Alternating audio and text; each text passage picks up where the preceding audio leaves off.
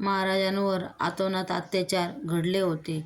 आधी महाराजांचे डोळे काढले होते, जीभ छाटली होती, संपूर्ण शरीराचा एक एक अवयव वेगळा करून औरंगजेबाच्या आज्ञेवरून इंद्रायणी भीमेच्या काठावर फेकून देण्यात आले. ज्या भीमा इंद्रायणीने शंभूराजांचे शौर्य आणि पराक्रम पाहिला होता, तीच इंद्रायणी भीमा शंभूराजांचा विखुरलेला देह पाहत होती. शंभूराजांच्या रक्ताचे लाल झालेले त्या इंद्रायणी भीमेच्या काठावरचे पाणीसुद्धा हे शंभूराजांच्या रक्ताने माखलेले ते हाडामासांचे तुकडे बघून थरकापच सुटत होता. संध्याकाळ होत आली होती, परंतु शंभूराजांच्या शरीराच्या तुकड्याजवळ जाण्याची कोणाची हिंमत होत नव्हती. कोणी जर शंभूराजांच्या शरीराला हात जरी लावला तरी त्याचे देखील हेच हाल होतील असा आदेश औरंगजेबाने दिला होता. औरंगजेबाच्या भीतीने आजूबाजूच्या वाड्यापाड्यावरील माणसे त्या इंद्रायणी भीमेच्या काठावर जायला देखील घाबरत होती. अखेर पाठ झाली. रात्रीचा काळकुट्ट अंधार आता नाहीसा होत होता. तांबडं फुटू लागलं होतं. झाडांची सळसळ ऐकू येत होती. पक्षी आभाळात भिरभिरू लागले होते. भल्या पहाटे जनाबाई धुणं धुण्यासाठी नदीकाठीवर आली. कपडे धुत असताना तिला ते रक्तामांसाचे तुकडे काठावर दिसले. कोणीतरी सांगितले, आपल्या शिवाजी महाराजांचा मुलगा शंभू महाराज यांना ठार मारून औरंगजेबाने त्याच्या शरीराचे तुकडे येथे फेकलेत. ते रक्तामांसाचे तुकडे पाहून धावत जनाबाई गावात आल्या. शंभूराजांना ठार मारल्याची बातमी आता आजूबाजूला वाऱ्यासारखी पसरत होती. गावाचे पाटील असणारे दामाजी पाटील कोरेगावहून गावात परतले. बघता बघता त्यांच्याभोवती माणसे गोळा झाली. शंभूराजांच्या मृत्यूची बातमी ऐकून संपूर्ण गाव गोळा झालं. सगळ्यांचे चेहरे उदासाने उदासलेले होते. अनेकांच्या डोळ्यात अश्रूंच्या धारा वाहत होत्या. याच गर्दीतून पुढे येत गोरखनाथ बोलतात, बाकी काही नाही. आपल्या शिवाजी राजांच्या मुलाचे रक्तमांस आपल्या गावाशिवाच्या बाजूला पडावं आणि आपण मात्र गप्प बसलोय याचं दुःख वाटतंय. खरं आहे तुमचं. मंदिराच्या बाहेर बसलेला गोविंद लांबूनच म्हणाला, शिवाजी महाराजांनी आपल्या लेकरबाळावर, या मुलकावर काही कमी उपकार केलेत होय?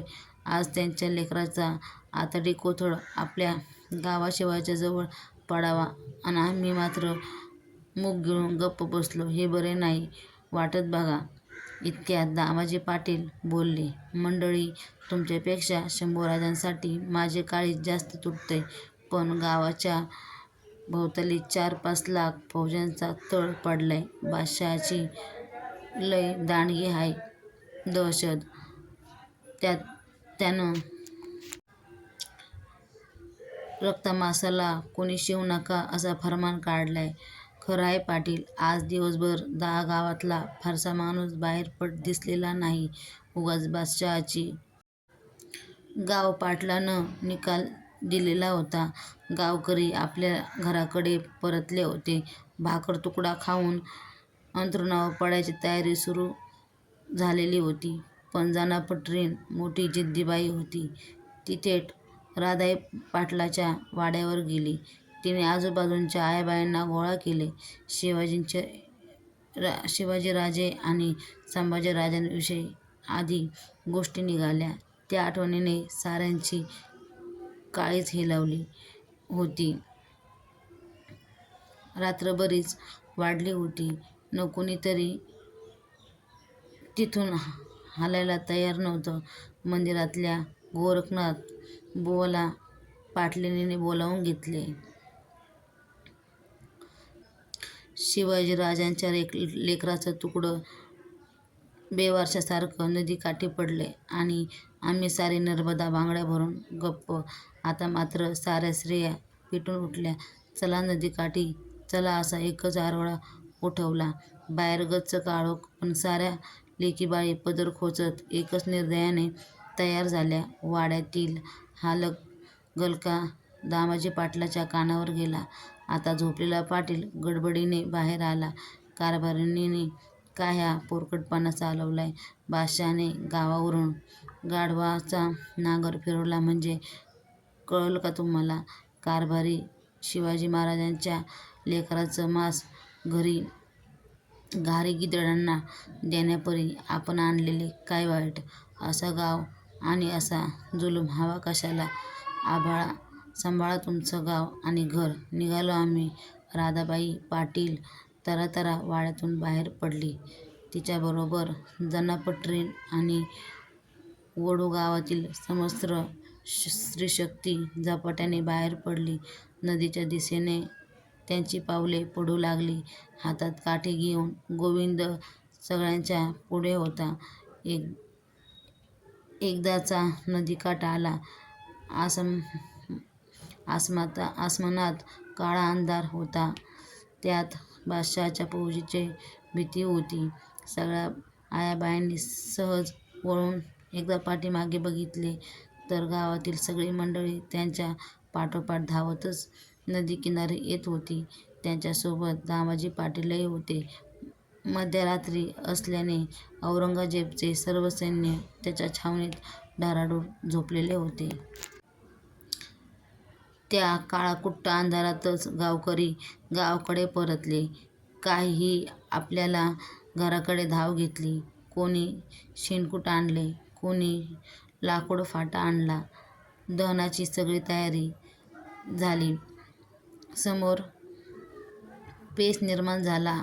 चिता रचायची कोणाच्या जागेत?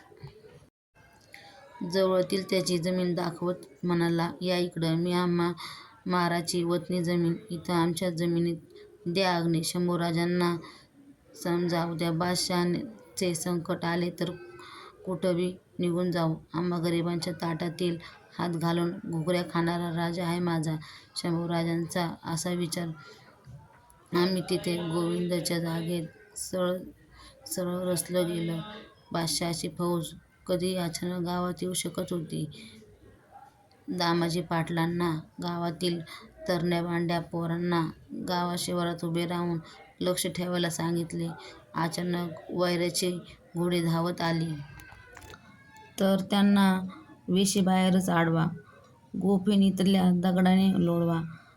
एकेकाला प्राण गेला तरी चालेल, परंतु अग्निसंस्कारात अडथळा येऊ देऊ नका, असे दामाजी पाटलांनी पोरांना बजावून सांगितले. गोरखनाथ बुवांनी बेलपत्र आणि तुळशीपत्र वाहिली. अखेर शंभूराजांच्या चितेला अग्नी दिला गेला. आग दडादडा पेटू लागली. आगीच्या ज्वाला काळ्या अंधारात वर आसमानात गेल्या. गावकऱ्यांना हुंदका फुटला. आयाबाया तर जोराजोरात रडत होत्या. पोरं तर हायामाया मोकलून रडत होती. पुरुष मंडळी देखील गुराढोरासारखे हंबरडा फोडत होते. अरे रायगडाच्या राजेश्वरा, कुठून कुठं आलास र पाखरा? त्या शोकाला अंतच नव्हता. लोकांच्या डोळ्यातून अश्रूंच्या धारा वाहत होत्या. पाठ होण्याआधीच राजाची चिता विझली गेली. राजाची गरम रक्षा घेऊन पुन्हा सारा गाव भीमेच्या काठाकडे धावला. तांबडं फुटायच्या आत ती रक्षा नदीत अर्पण केली गेली. आता उजाडू लागलं होतं. पाखरे जागी होऊ लागली होती. नदीकाठावर जमलेला तो वडूगाव एकमेकांकडे अभिमानाने बघत होता. एक महान कार्य आपल्या हातून घडले याचं समाधान साऱ्यांच्या चेहऱ्यावर होतं.